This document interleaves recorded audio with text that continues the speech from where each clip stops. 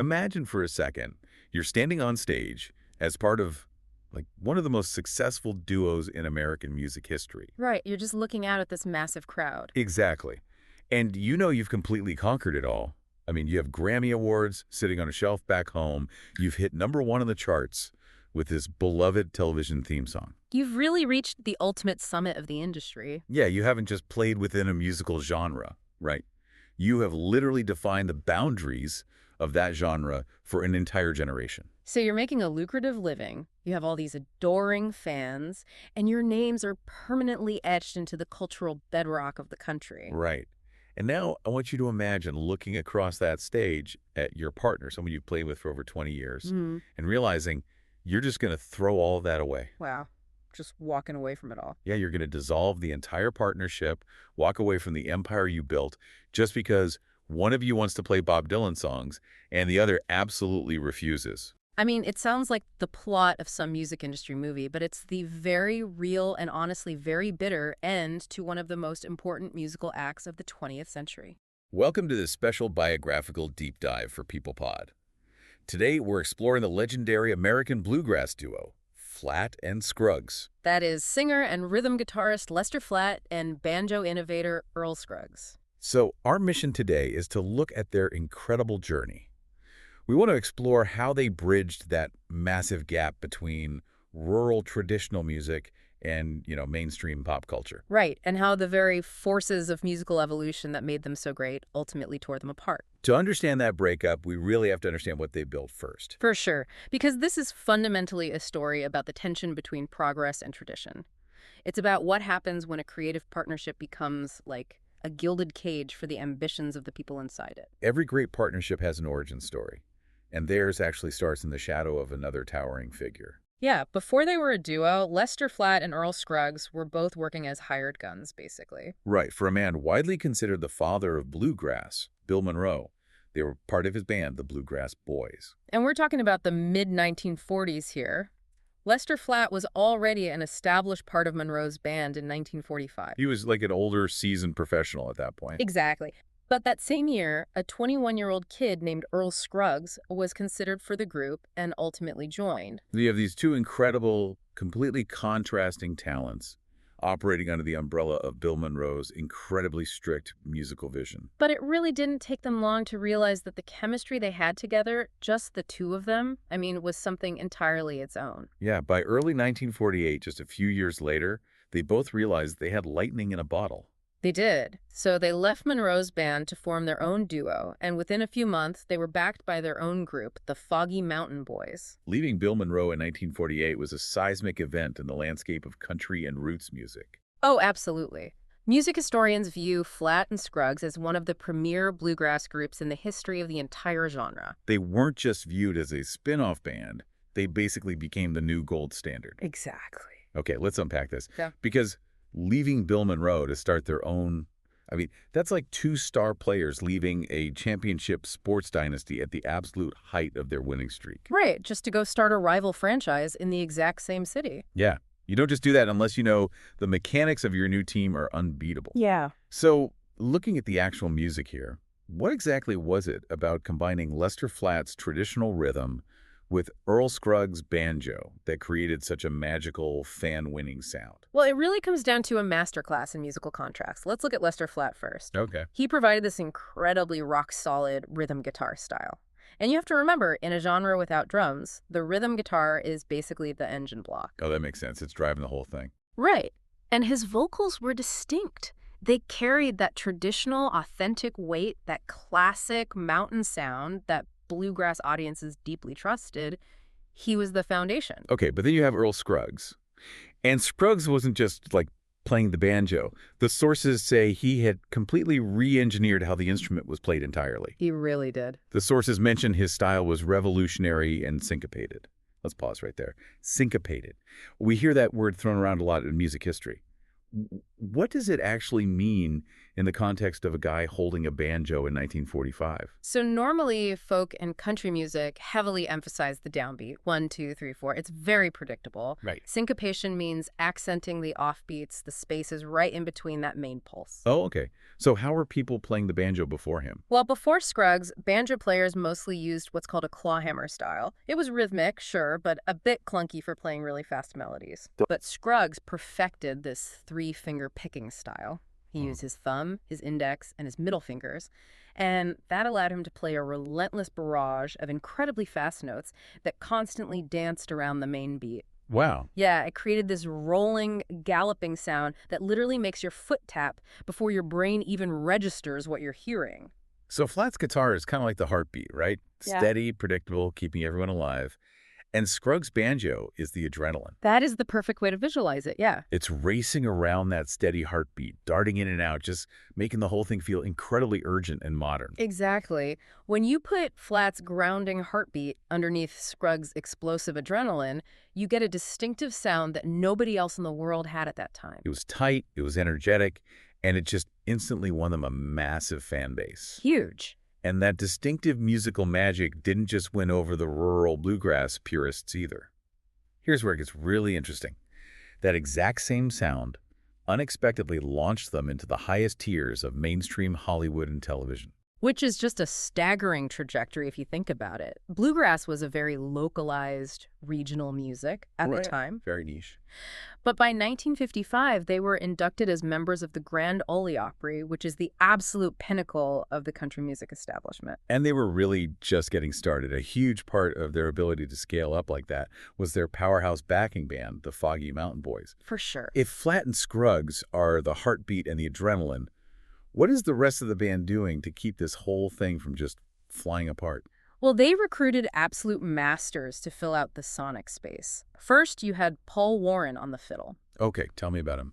The sources note he was a master player in both old-time and bluegrass fiddling styles. Yeah. He had this blisteringly fast bowing style, and he really mastered every qualitative aspect of the bluegrass breakdown. Wait, before we go further, for those of us who aren't bluegrass experts, Yeah. what exactly makes a bluegrass breakdown different from just like a standard fast song? Good question.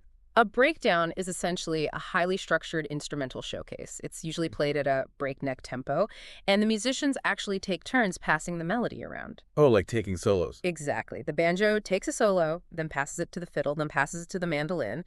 It requires extreme technical virtuosity. It's almost like the rural acoustic equivalent of a jazz jam session. Oh, I love that comparison. Okay, so Paul Warren is handling the intense fiddle solos. Then you add Burkett Howard Graves, better known as Uncle Josh Graves, Yeah. on the dobro. Yes. Can you describe a dobro for me? Is that just like a regular acoustic guitar played differently, or what is it? It looks like a guitar, but it has a large circular metal resonator cone built right into the body. It almost looks like a speaker. Huh. You play it flat on your lap using a metal slide, and it produces this incredibly loud, weeping, kind of metallic tone. Oh, wow. And Uncle Josh Graves didn't just play it. He was an innovator himself. He actually pioneered an advanced playing style by taking Earl Scruggs' three-finger banjo roll and applying it to the dobro. That's brilliant. Yeah, he literally changed how the instrument functioned in the genre, adding this driving, bluesy texture. And then filling out the rhythm section, you had English P. Tulloch, affectionately known as Cousin Jake, right? Right, on the stand-up bass, providing that crucial bottom end. And John Curly Seckler on the mandolin. Together, they were just an unstoppable musical force. I mean, they could play faster, tighter, and cleaner than almost anyone else alive. And that force collided with mainstream pop culture in a way that is honestly hard to overstate. They created a massive media footprint. They really did. It started with commercial advertising. Right. They recorded the advertising jingle for Martha White Flower. And that jingle was so effective, it's actually still used in advertising today. Think about the psychological shift there. You know, you're taking rural mountain music, which was previously viewed by the mainstream as niche or even backwards, and you're using it to sell consumer goods to the American middle class. It proved the sound had real universal commercial appeal. Exactly. But their television footprint was even bigger. They provided the theme song for the hit TV series Petticoat Junction. Yeah, but the crown jewel of their pop culture explosion, however, has to be The Ballad of Jed Clampett. Oh, without a doubt. This was the theme song for the Beverly Hillbillies television series. Now, if you were sitting in your living room in 1962, you weren't tuning in to hear roots music. You were tuning in to watch a comedy. Right. But before you even realize it, Earl Scruggs is piping masterclass banjo, playing directly into your brain. It was completely subversive in the best way. During the show's debut season, the song reached number 42 on the U.S. pop charts. But then, in January 1963, it actually hit number 1 on the U.S. country charts. Which is a monumental milestone. It was the only #1 hit song of their entire career. And one of only 5 TV theme songs to ever reach number 1 on the country charts. Yeah, that's insane. And if that wasn't enough Hollywood domination, let's talk about the movie. Oh, right. Back in 1949, they released this blistering instrumental track called Foggy Mountain Breakdown. Fast forward to the late 1960s, and that song becomes the ultimate rural car chase music. Right. It was famously used in the landmark film Bonnie and Clyde. Its use in that film was so culturally impactful that it won 2 Grammy Awards. That's wild. Think about that. An instrumental track recorded in 1949 winning Grammys decades later because of a Hollywood movie. It proves how timeless and, frankly, cinematic their sound truly was. But I have to challenge this narrative just a little bit here. Sure, go for it. We're talking about a pure, authentic string band built on traditional instrumentation and mountain heritage. Yet their biggest commercial peak, their only #1 hit, comes from a sitcom theme song about a millionaire mountaineer moving to Beverly Hills. Yeah, I see where you're going. Are we really calling a sitcom theme song a triumph for authentic bluegrass? Doesn't that risk turning the genre into, like, a Hollywood caricature among the purists? Well, that is the central, unavoidable tension of their career. Purists often view commercial television success as a novelty track. Right, like it's a joke. Exactly. The fear is that the mainstream audience isn't respecting the virtuosity of the music, they're just laughing at the hillbilly stereotype on the screen. That makes total sense. But if we pull back and look at the broader impact, you really have to consider the exposure. They brought the banjo, the fiddle, and the dobro into the living rooms of millions of Americans who lived in cities and suburbs. People who would have never tuned into a rural radio station. Exactly. They normalized the acoustic string band sound for the masses. They made it accessible. I mean, you didn't have to be a country music aficionado to hum along to the Ballad of Jed Clampett or get your heart racing during a car chase to Foggy Mountain Breakdown. They were undeniable ambassadors for the genre, but that tension you brought up between preserving pure tradition and evolving for a mainstream audience, that didn't just exist between the band and the music critics. No, it began to rot the foundation right inside the band itself. Because the very same mainstream exposure and changing times that brought them all this fame ultimately drove a massive, honestly insurmountable wedge straight down the middle of the duo. It really did. We're entering the late 1960s now. The world's changing rapidly. The counterculture is rising, folk rock is taking over, and music is just in a state of massive upheaval. And Earl Scruggs is watching all of this happen, and he is fascinated by it. The sources actually tell us that Scruggs had always shown progressive tendencies, right? Yes. He wasn't content to just play the same traditional breakdowns he perfected back in 1949. He wanted to experiment. He really wanted his banjo to be part of the modern musical conversation. And his experiments were radically offensive to a traditional bluegrass ear. Oh, completely. I mean, he started incorporating duets with a saxophonist named King Curtis. You were telling me a guy who basically invented the modern acoustic mountain sound wanted to jam with the saxophone. He brought it right into the studio. And you have to understand why a saxophone fundamentally clashes with the DNA of a traditional string band. Why is that? Bluegrass relies on the delicate acoustic interplay of wood and steel. The guitar, the mandolin, the fiddle. A brass or woodwind instrument like the saxophone completely overpowers that sonic balance. Oh, this just grounds them out. Exactly. And furthermore, it brings in cultural associations of jazz, R&B, and urban clubs, which was entirely alien to the rural mountain aesthetic. But he didn't stop at instrumentation. Scruggs wanted to change the message of the music, too. Right. He started adding songs by Bob Dylan into the group's repertoire. We're talking about recording singles in 1968, like Dylan's, like a Rolling Stone and Down in the Flood. And Dylan was the voice of the counterculture. Covering Dylan meant aligning yourself, at least musically, with a youth movement that was actively questioning traditional American values. Like a Rolling Stone actually charted for them, though. It hit number 58 on the U.S. country charts and 125 on the pop charts. So there was clearly a younger audience hungry for this crossover. But Lester Flatt was the heartbeat, the traditional anchor, and he was not having it. Lester Flatt fiercely disliked these modern changes. To him, bluegrass had a strict definition. It had walls. And Bob Dylan and saxophones were way outside those walls. Way outside. Flatt believed their duty was to preserve the heritage they helped create, not to dilute it with rock and roll trends. So the friction just became too much. Yeah. They couldn't find a middle ground between Flatt's rigid traditionalism and Scruggs' relentless progressivism. The creative partnership shattered, and in 1969, at the absolute height of all this cultural shifting, Flatt and Scruggs broke up. After over 20 years of literally defining a genre, they walked away from each other. So what does this all mean? When we look back at that rift, how do we analyze it? It's tough. Was Scruggs alienating their core fan base by forcing saxophones and folk rock covers down their throats? Or was Flatt just stubbornly trying to anchor them to a past that simply didn't exist anymore? It is the ultimate dilemma of any long-lasting creative entity, really. Scruggs clearly recognized that for an instrument like the banjo to survive, it has to converse with the culture of its current time. Right, it has to evolve. If you only play the music of 1948 and 1968, you stop being a vital artist and you become a museum exhibit. Adapting Dylan was a survival mechanism to keep the banjo relevant to a younger generation. But, I mean, Flatt's perspective is entirely valid, too. Absolutely. The fans came to them for a specific feeling, a specific tradition that offered comfort and continuity. When you introduce a saxophone, you aren't just tweaking the sound, you're dismantling the house they came to visit. That's a great way to put it. If you change too much of your identity to chase the youth, you end up belonging to no one. Flatt was the protector of the heritage. Scruggs was the explorer chasing the horizon. Neither of them was wrong, which is precisely why compromise became impossible. Because they couldn't compromise, they took their musical philosophies in two completely separate directions just to prove their respective points. Yeah. Following the breakup in 1969, Lester Flatt founded a new group called the Nashville Grass. He kept his music strictly traditional, acoustic, and safe from the counterculture.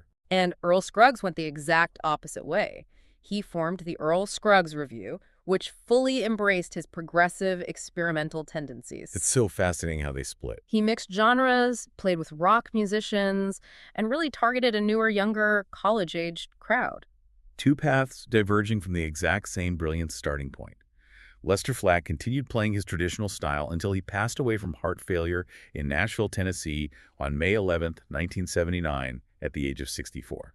While Earl Scruggs lived to see much more of the modern era, he lived to be 88 years old, passing away from natural causes in a Nashville hospital decades later on March 28, 2012. But here is the most poetic part of this entire story. The way history overrides reality. Oh, yes. Despite the bitter musical divorce, despite going their separate ways in 1969, and literally never looking back, history ultimately judged them together. It did. In 1985, Flatt and Scruggs were elected to the Country Music Hall of Fame. They were inducted together. The institution recognized that no matter how far apart they drifted, the foundation they poured together was permanent. And it goes even further than that. In 2003, CMT put out their list of the 40 greatest men of country music. Right. Flatt and Scruggs were ranked at number 24. Yeah. But here's the kicker. They were one of only 4 non-solo artists to even make that list. Wow. Yeah. The other 3 were the Eagles, Alabama, and Brooks and Dunn. That really puts their legacy into sharp perspective. I mean, to be ranked alongside massive stadium-filling modern country acts, it speaks to the sheer, undeniable gravitational pull of their work in the 50s and 60s. It's as if their combined cultural impact was so powerful that history flat out refuses to view them as separate musicians. Right. They're bound together forever in the public consciousness. Flatt and Scruggs, one continuous thought, despite the fact that their real-life split was so deep and unresolved. The music they made from 1948 to 1969 was so defining that it effectively erased the decades they spent apart. It's incredible. They left us with a masterclass catalog, proving that you can take the most traditional roots music imaginable and make it a global pop culture phenomenon. They truly introduced the banjo to living rooms and movie theaters across the world. From the Beverly Hillbillies to Bonnie and Clyde. For sure. They made bluegrass a household term, even if the cultural revolution of the 1960s eventually broke the very partnership that built it. Yeah. Which leaves us with a final thought for you to mull over today. Think about your favorite musical groups, the creative partnerships you admire, or even your own workplace teams right now. It's a great question to ask. We always assume that perfect harmony is the goal, right? We Yeah. want everyone to get along. But how much of brilliant output or your own team success comes from the exact same friction that might eventually tear things apart? Does true innovation actually require a stubborn traditionalist to push against? It makes you wonder if Earl Scruggs could have ever reached those heights of innovation if he didn't have Lester Flatt's steady heartbeat, keeping the whole thing grounded. The friction really was the fire. Keep questioning the stories behind the music, the dynamics behind the success, and join us back here for our next deep dive. Remember, the surface only tells you what happened. It's the friction underneath that tells you why.